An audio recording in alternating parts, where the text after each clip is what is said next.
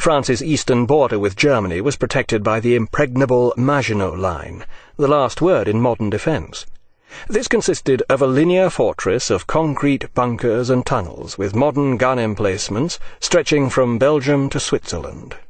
But the French army was not entirely modernised. One of the essential modes of communication on this front remained the carrier pigeon, and the French army reserves consisted of not a few men of the calibre of Private Sartre. Apart from the distraction of sending up a couple of weather balloons each day, Sartre was utterly committed to his work. Unfortunately, this had nothing to do with the army's work. Sartre was well into the first draft of his next novel, and was busy studying Heidegger with a view to completing a really big book on philosophy. The sight of a private reading a book of impenetrable German metaphysics, which even to Germans reads like a code, doesn't seem to have bothered Sartre's patriotic colleagues, or even come to the notice of his officers. Sartre's existentialist ideas were developing fast. In light of our contingency, and thus the absurdity of our existence, we must take complete responsibility for our lives, he explained in his almost daily, pages-long letters to the Beaver.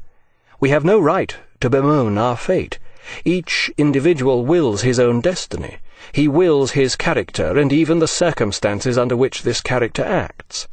Taken to its logical conclusion, this has some peculiar implications, but Sartre was never one to shirk such difficulties. Yes, this did mean that he, as an individual, was responsible for everything, he explained to the Beaver, which meant he was even responsible for World War II, and he must be willing to accept this responsibility and act accordingly.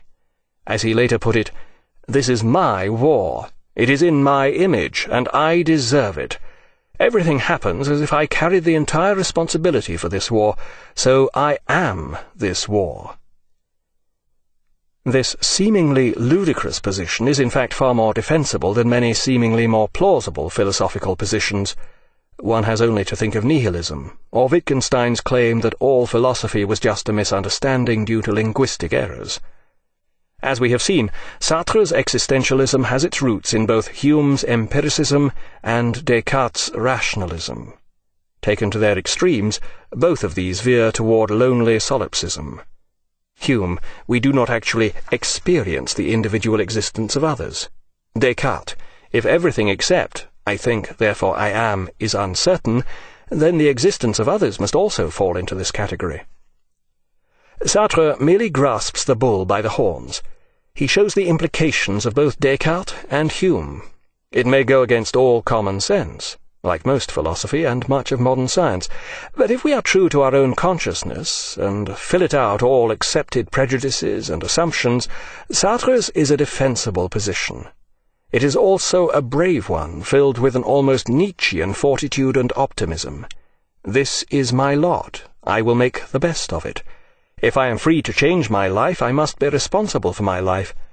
We may draw the line at the multiple sclerosis sufferer, or the snatched hostage forced to live chained in a dungeon, but something akin to Sartre's existential attitude informs both Stephen Hawking and several of those who survived as Beirut hostages. Such people accept what is determined in their fate, and yet overcome this with their remaining freedom. They do, in one sense, take responsibility for their entire life. Traditional philosophers object to Sartre's position by insisting that philosophy should describe what is, not what ought to be, no matter how morally laudable this may be.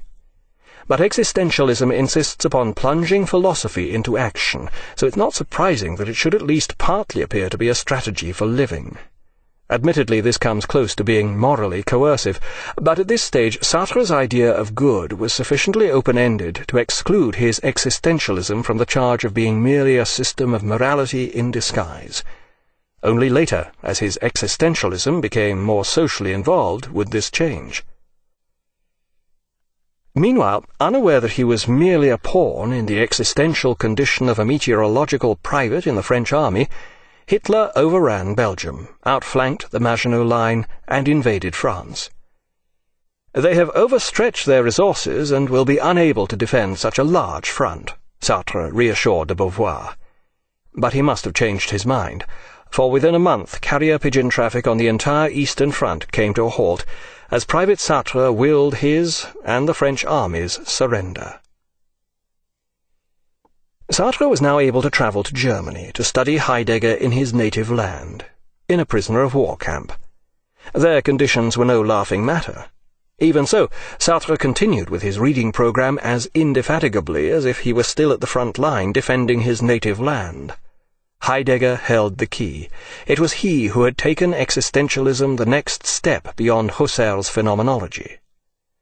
Heidegger's main work was Sein und Zeit, Being and Time, published in 1927.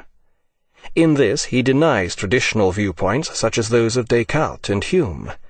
As an individual, I am not, and can never be, a detached observer of the world, one whose utmost certainty is that he thinks, Descartes, or that he has experiences, Hume. No, primarily I am aware of myself as an existent being in the midst of a world. For Heidegger, my utmost certainty is my Dasein, literally being there, more helpfully translated as my being in the world. Heidegger's concept of being is contrasted with knowing, through thought or experience, and the abstract concepts that arise from this knowing. Such concepts do not capture the individuality and specificity of my being in the world. This latter, and attaining a deeper awareness of it, is the business of philosophy. Heidegger's main preoccupation is with the question of being. In pursuit of this, he even rejects Husserl's notion of phenomenology.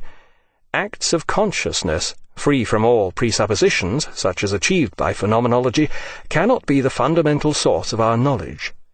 Being in the world remains our primary awareness, and only from this can we begin to approach the question of the meaning of being. My fundamental sense of my own being is of course beset by the host of trivialities involved in my being in the world, the distractions of everyday existence. But it is still possible to approach an understanding of the significance of being. How? Only in the anticipation of death is all accidental and provisional possibility driven out. When one has grasped the finitude of one's existence, it pulls one away from the unending multiplicity of possibilities which immediately present themselves, possibilities such as comfortableness, shirking, and taking things lightly. To achieve this absolute resoluteness, we must be free for death. This is all very admirable, if a little Germanic. But why should we not seek out comfort, diversions, and relax a bit? Because this is not the way to understand the meaning of being, according to Heidegger. But why is such activity necessary? Or alternatively, does such activity, or even the words that describe it, have any meaning at all? This, like many other concepts Heidegger uses, remains woolly and devoid of exact definition. Indeed, the jargon he generates in trying to describe these woolly concepts often degenerates into the very word mysticism he deplores. 2 examples will suffice. Temporality gets experienced in a phenomenally primordial way in Dasein's authentic being a whole, in phenomenon of anticipatory resoluteness. Or, the wherein of an act of understanding which assigns or refers itself is that for which one lets entities be encountered in the kind of being that belongs to involvements, and this wherein is the phenomenon of the world. And this is far from Heidegger at his worst. But back to Heidegger's more intelligible arguments. For many people in early 20th century Germany, Heidegger's life would have appeared to be the epitome of comfortableness, shirking, and taking things lightly. He lived the life of a university professor, complete with a well-appointed lodge in the Black Forest. His highly ambivalent attitude toward the Nazis reeked of shirking, to say the very least, and he certainly took the Nazi period lightly enough not to issue any later apology for it. But the strengths and weaknesses of Heidegger's philosophy should not be identified with the strengths and weaknesses of the man himself. At any rate, Sartre didn't, and this is what concerns us here. Yet even taken at face value, Heidegger's arguments are not always what they seem. Underlying his earnest exhortation to shun creature comforts, face up to things, and take life seriously, are hidden assumptions which are at extreme variance with certain contemporary attitudes. For instance, In the aftermath of Nietzsche's epoch-making pronouncement, "God is dead," many now believe that life itself has no overall purpose. There is no such thing as good or evil, and thus life has no transcendent value or meaning, in which case it is futile and can even be regarded as an absurd joke. Millions die of famine in Africa through no fault of their own. A jovial nonentity of limited talent and ambition becomes the most powerful man on earth. So what right do we have to claim for our own existence the privilege of utmost seriousness? Likewise, we spend much of our time shirking, relaxing from the hardness and suffering of existence, or facing up to ultimate questions about it. This shirking is often called enjoying yourself, which leads to happiness, the goal of right-minded philosophies from Aristotle to the present day. This enjoyment of life, or shirking, can range from reading high literature to knitting woolly socks, Heidegger's favourite hobby, and as to comfortableness, without it there would be no civilization or thought of any kind. Culture, from mathematical reasoning to operatic sentimentality or poignant penny flute playing, requires comfortable leisure for its creation. Caught without woolly socks, having lost the key to my mountain lodge on a snowy night in the Black Forest, my thoughts do indeed turn to the question of being, but in a rather more practical sense than Heidegger had in mind. This is no ridiculous example. By Heidegger's criteria, my frigid thoughts in the snowbound woods would have been shirking the issue. Heidegger's philosophy is just as rooted in the primacy of thought as that of Descartes. Sartre understood this and saw it as his task to divert Heidegger's profound analysis of being from thought into action. He sought to return it to Kierkegaard's original existentialism, where philosophy was concerned with subjective life, the choices and acts of the individual. But first, instead of philosophy involved in action, it was necessary for the philosopher himself to become involved in some action. Sartre was determined to get out of his prisoner-of-war camp, which he finally managed in March 1941. According to the legend, he escaped. In fact, he managed to obtain a forged medical certificate, which ensured his release and return to Paris on compassionate grounds. Had he escaped, it is unlikely the Germans would have issued him a free rail pass to Paris. And he would have been on the run with no identity documents, whereas in fact he lived quite openly, resumed his old teaching job in the suburbs, and found a room just around the corner from Beaver. Amidst the bleak discomfort of Nazi-occupied Paris, Sartre sat down to write his philosophical masterpiece, L'être et le néant, Being and Nothingness. This was to be no ordinary achievement. For a start, the final draft of Sartre's work occupied more than 700 pages. This required more paper than was easy to come by in a city beset by wartime shortages, where it was difficult to come by enough bread, consisting of chaff and sawdust, although the café where Sartre wrote still served coffee, made with ground roasted acorns. As is evident from its title, Sartre's work was heavily influenced by Heidegger, and not just its ideas. There are long passages in which Sartre allows his normally pellucid prose to become bogged down in a morass of jargon. Being a truly creative writer, Sartre refused to take on Heidegger's jargon wholesale and set about inventing his own impenetrable terminology. Fortunately, the main message of Sartre's philosophy is radiantly clear and can be conveyed with a minimum of existentialist gobbledygook.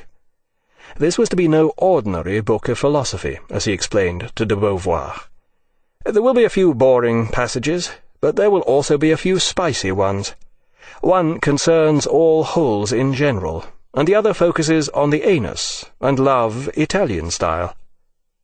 To avoid disappointment, I had better reveal that we will be concentrating on the philosophical rather than the speleological aspects of this work. First, an explanation of the title, L'être et le néant. This delineates between human consciousness, or nothingness, néant, and being, or thingness, être. As Sartre explained, consciousness is total emptiness, since the entire world is outside it. Thus consciousness is outside the realm of matter, i.e., it is not matter in the jargon, and for this reason it remains beyond the realms of mechanistic determinism. It is free. Here Sartre's notion of being deviates from that of Heidegger. For Sartre, being is the conscious being of the individual who has the power to organize his awareness of the world. Husserl's phenomenology had returned consciousness to the vivid and intense awareness of artists and biblical prophets. Once again, consciousness became awful, threatening, hazardous, with havens of grace and love.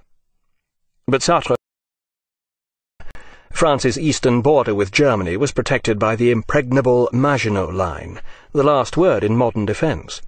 This consisted of a linear fortress of concrete bunkers and tunnels, with modern gun emplacements stretching from Belgium to Switzerland. But the French army was not entirely modernized. One of them own our fate. Each individual wills his own destiny.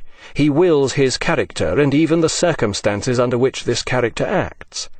Taken to its logical conclusion, this has some peculiar implications, but Sartre was never one to shirk such difficulties. Yes, this did mean that he, as an individual, was responsible for come to the notice of his officers. Sartre's existentialist ideas were developing fast. In light of our contingency, and thus the absurdity of our existence, we must take complete responsibility for our lives, he explained in his almost daily, pages-long letters to the Beaver. We have no right to be... Sartre was well into the first draft of his next novel, and was busy studying Heidegger with a view to completing a really big book on philosophy. The sight of a private reading a book of impenetrable German metaphysics, which even to Germans reads like a code, doesn't seem to have bothered Sartre's patriotic colleagues, or even the essential modes of communication on this front remained the carrier pigeon, and the French army reserves consisted of not a few men of the calibre of Private Sartre. Apart from the distraction of sending up a couple of weather balloons each day, Sartre was utterly committed to his work. Unfortunately, this had nothing to do with the army's work.